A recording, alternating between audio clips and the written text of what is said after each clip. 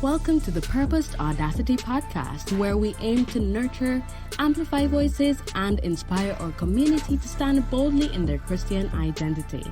Join Brian and Charmian Marie weekly as they have riveting discussions surrounding healing, restoration, and purpose.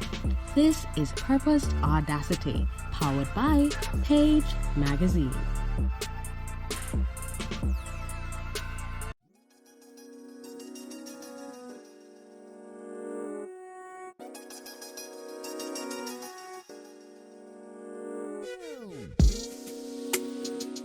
I said, don't call my phone back again.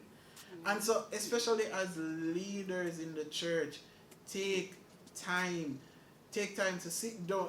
If you can take a week, take a week. If you can take a day, take a day. If you can take a month, if you so have the privilege to take out 2 months off every year, do that. And it's funny that you mentioned that, because there are a lot of preachers that you and I actually follow. Some of them take 4 months sabbaticals. 4 whole months. 2 months, 4 months, and it's a real thing, because if you're constantly on the go and stuff, you're not going to have the time to really pour into the other areas that we've been talking about.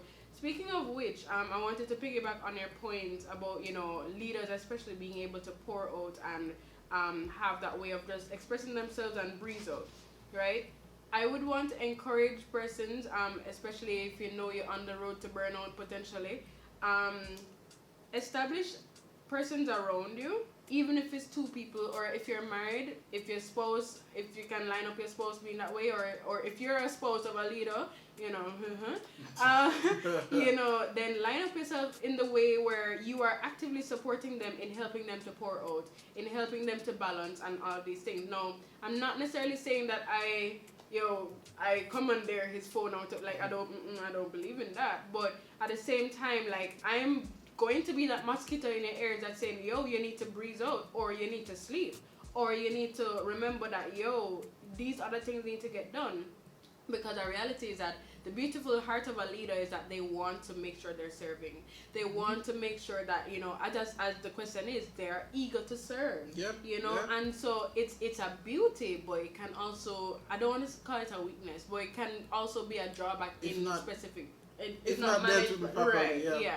And so if you have persons supporting you in relation to that and stuff, where you can pour out and really talk how you're really feeling about specific situations and stuff, and empty out and whatever, and I mean in addition to your prayers, as you were mentioning earlier, then that can also help to reduce burnout, or to get rid of the potential of burnout, because you're not going to implode. You're not going to run yourself into the ground and stuff, because you can release and breathe out. Another point. We have comments to read. Yeah. Well, one more point before we jump into the comments. Yeah. Is that, I was saying it earlier, lack of succession planning definitely leads to burnout. If you're the only one doing 5 things at church, or believe that you alone can do 5 things or 10 things, because there's a 2. Because if you're the only one that's doing 20 things there, or if you believe you are the one, let me just stop on the first one first. Yeah.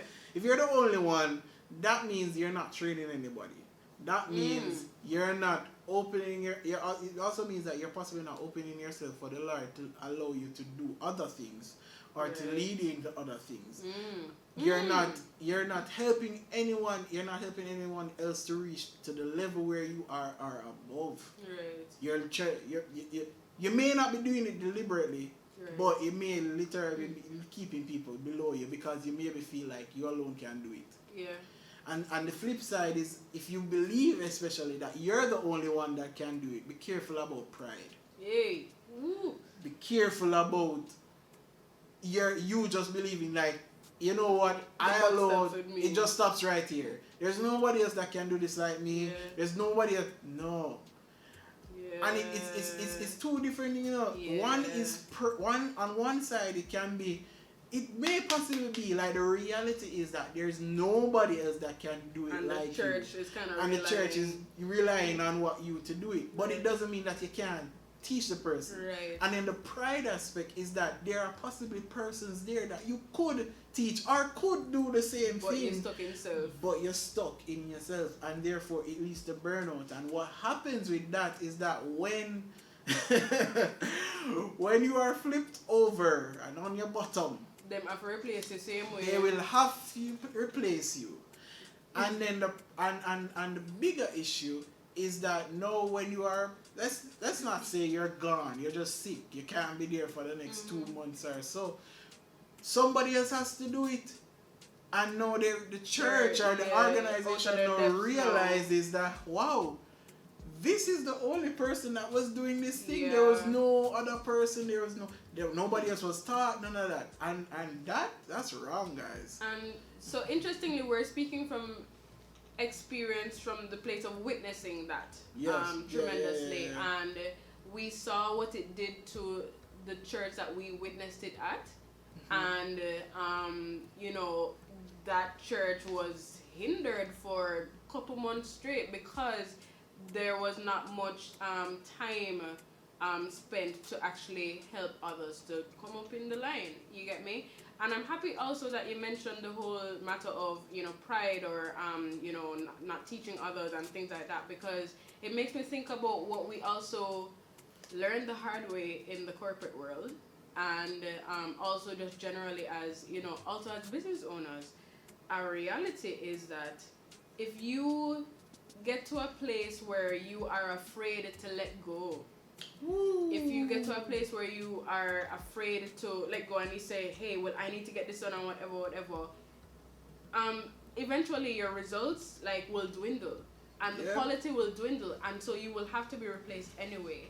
And our reality is that in the corporate world, you learn that the hard way, because you especially when jobs not about really, they will find somebody to replace you. You get me? Church is not necessarily like that. But I'm just saying, and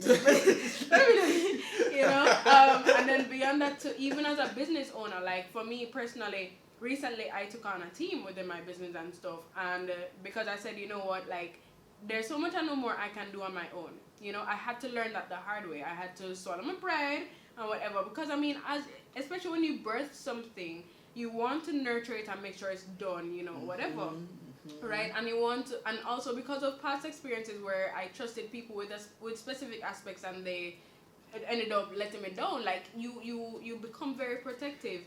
But you see, in God's kingdom, you see when God say, "Yo, I want something done or whatever," it's not about you.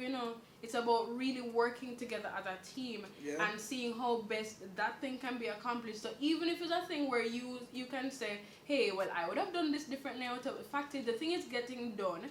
And then also you can still play a role in helping to nurture the other person so that things can get done to a specific standard, right? Yeah. So when you learn to let go, and when you learn that the world does not revolve around you, and all of that, that is when you actually swerve from burnout, and you literally dodge burnout and stuff, and Alright, so let's just go ahead and jump into the comments. So this person actually sent 2 separate comments. This is Aishika, pick up yourself, ma'am. She was really passionate here. So she gave actually 5 reasons, no 4. Okay. So the first one, some Christians be doing too much. Seriously, involved in every ministry. No, find your lane and stay there. 2, poor leadership. Some leaders expect their members to always show up to do this or to do that, or they utilize the same set of people all the time. Rotation is key. We were saying this earlier, right? And taking a break sometimes, sabbatical, is essential to prevent burnout, as we said earlier too. 3, lack of passion. Not doing the why can easily cause, or not knowing the why, I'm guessing, can easily cause frustration, right? Some are merely just doing ministry, just because, probably carrying on family tradition. Wow. Yeah. Didn't think about that one, family tradition. and they haven't found their why as yet. And I'm of course meaning, your personal relationship and walk with Jesus Christ, and thus burnout is inevitable. So yes, those are some of reasons, and then also she goes into also number 4, boring church programs. And she said, "Oh Lord, help." Some churches need to reform, revitalize, and come up with fresh, creative, exciting ways to do church, especially in our postmodern context. Some are really stuck in the 1800s. Jesus, be a creative, she said. Wow. Yeah, man. I feel like, yeah. I just want to say something in regards to, like, she talking about, them doing persons doing too much and being served. Ministries were created. Well, I fully believe that ministries were created for persons just to find their purpose, to help people find their purpose, as well as to serve people. Right. So to serve people and for people to find their purpose. Right. If you're in 10 ministries across the board, and none of them line up to what you really want to do, you have to be careful about that. Because I feel like it's being a part. If you find you're just starting, you just want to get involved. You just want to be involved. But there comes a time when you're involved, but it's almost like you're niching down. You're realizing, like, what makes sense to you. What is it that God is calling you to? What is it that you really have a passion for? And then as you pretty much niche down and either cut down, you realize that, the Lord kind of just starts to determine your lane, per se. So, I have a question, and I'm sorry to cut you, but this might require a bit more transparency on both of our parts, right? Because, and from both of our parts, because I know that we are very multi-passionate, right? And there are a lot of things we can do. And I mean, it's always said that just because they can do it don't mean it should do it. But at the same time, I want you to speak from your perspective in terms of your own journey to just being a part of maybe 3 or 4 ministries versus the 11 ministries you were a part of at one point. And then from my perspective, I think I want to talk about, the fact that there are just a lot of things I've learned over the years, and I have committed all of these things to God, and so I literally can jump into pretty much any ministry. But how did I get to the place of saying, this is what I'm doing, and stuff like that? So I'd love if you could talk. So yeah, I've pretty much been a part of. Growing up, I was a part of a lot of ministries because I was just very passionate for God. I just wanted to do everything. I just wanted to be a part of everything, and it was just like anything that led to just serving God and serving people. That was me, and I didn't know it was really just that in itself. I didn't know that was the main thing. It's honestly since recently I was like, I love serving God and I love serving people. Right. And so I will do the different things that align to that. But before, younger, I'm young, chica a child are great responsibility. I say great, it's like, I don't have much responsibility and the chores at my home and my schoolwork. So I just be a part of a lot.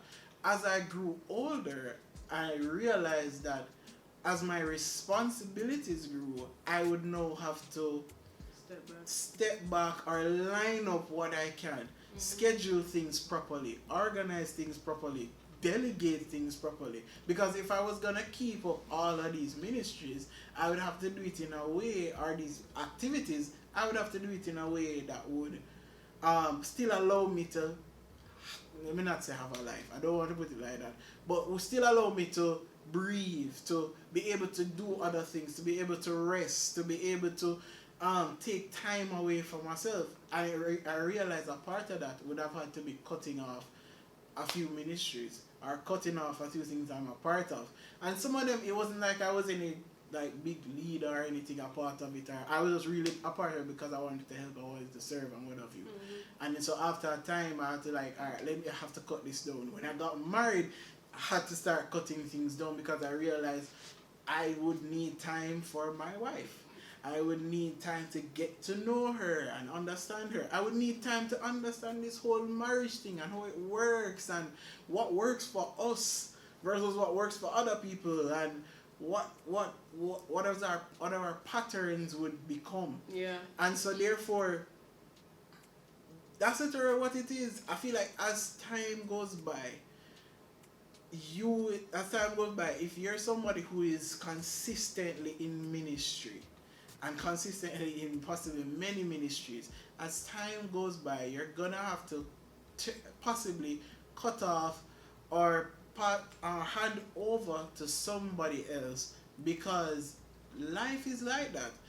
And then after a while, I realized too that it took up the time that I would need to really tap into God. And that was one of the biggest part for me, that I had to be like, no, Brian, you have to really look into, are you really, you're giving your time to all these things, yes, for God, but are you really, you're giving yourself to God? Are you really giving yourself to His presence, to His will, to what He wants to do, where He wants to go, what He wants to line up in your life? Are you doing that? And I had to make sure that I started to do that, because the bigger thing for me is not just to help and serve, but to make sure that whatever I'm doing gives God glory. And whatever I'm doing is what He wants and not just what I feel like He should want. Yep. Yeah. And well, pretty much, let me use this point to actually like segue between both of our stories. So, and I've said this to you before, and I had to say this to myself. We have to remember too that we don't stay young forever, right? And I mean, as much as we're talking about responsibilities and all those things, we also need to talk about our bodies as well. So things that you could do as a 15-year-old, 16-year-old, or whatever, you could be at church all day, boom flick and all them sitting there, all these things, just as a part of ministry, maybe in a dance ministry or mime or something like that. By the time you get to like 27, you're tired more. You get tired. You know what I mean? For and some then people, that's very young. true, okay, fine. By the time you get to 30, 35 or whatever, you're tired. You gotta slow down. You get me? But at the same time, there's some persons who want to keep up. There's some persons who want to keep going, with all of those activities they used to do. And so it's in that pursuit and it's in trying to keep up with the Joneses, which is yourself, apparently. That's when you burn out, and you don't need to be doing that to yourself. Like, figure out what you need to be doing in that season of your life and figure out what your body can keep up with. And I mean, still try and remain healthy and eat well and all these things. Just push forward with that. So saying that to say, that's one of the things that did really reach me in relation to my journey, because just to list a few of the things that I do or can do, I mean, graphic design, anything with public relations, writing, video editing, I lit a lot, social media management, website design, like, it's a lot, and those things can be used in the church. Then I also sing. I used to dance. You get me? So like, I used to write script for drama. I used to plan events for church. I know. That list is going on. Right. The list continues. You continues.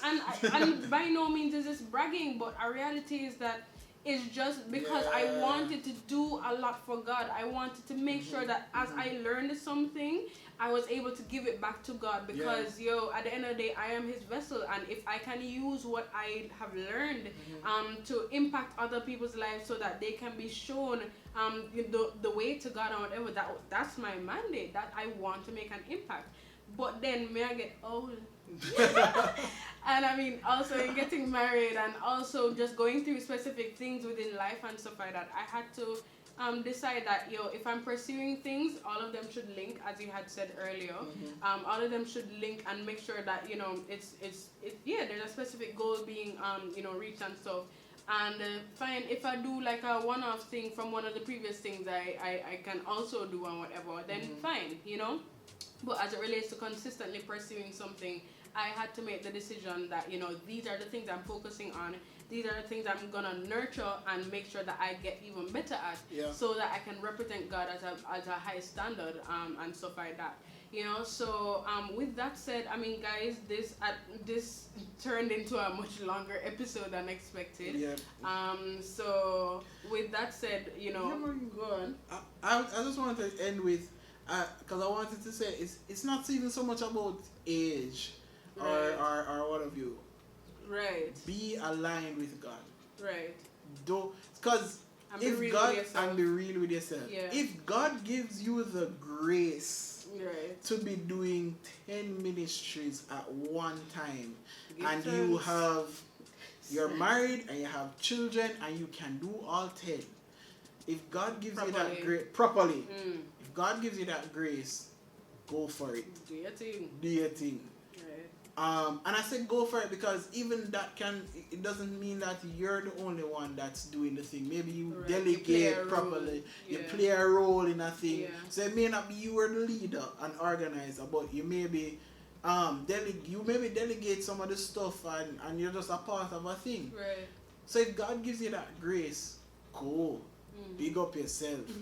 But at the same time, just know what you need to align yourself with. Just know what the Lord is saying to you. And most of all, take time to go in the presence of God. Take time to take a break, sit down, slow down, go on a beach, read a book. If that's your thing, take some time to just laugh, go out with friends, something that adds to the other aspect of your life, you know, that can replenish you and rejuvenate you to jump right back in to doing ministry and serving for the Lord and just loving on people. Because a lot of that can take a lot out of you. Can drain a lot out of you. Whether or not you're an introvert or an extrovert. Whether or not you are any of the two, it can take a lot out of you. And so you need to have time when you spend time with yourself, spend time with your family, spend time with your spouse. If you're singles, just spend time with, with Jesus. Date yourself. And date yourself, whatever you, stuff like that. Right. And then on the flip side, sorry to cut you. On the flip side, churches, institutions, leaders, give grace and dive into succession planning so that we can nurture our kingdom people better, and so that people can feel freer to live a more whole life. That's right. Yeah. So, anything else? You good? Nope, that's right. That's it. As usual, like, share, subscribe. Guys. Comment down below. We don't know it all. If you haven't already, we don't know it all. We want to hear your thoughts. What are other causes that you think lead to burnout, especially in church and in ministry? Is there anything that we didn't highlight that we should? Is there anything that you want to share with us that, maybe a story? You never know, you might see it. But comment down below. Until next time, this is Purpose Audacity, signing off. Later, guys.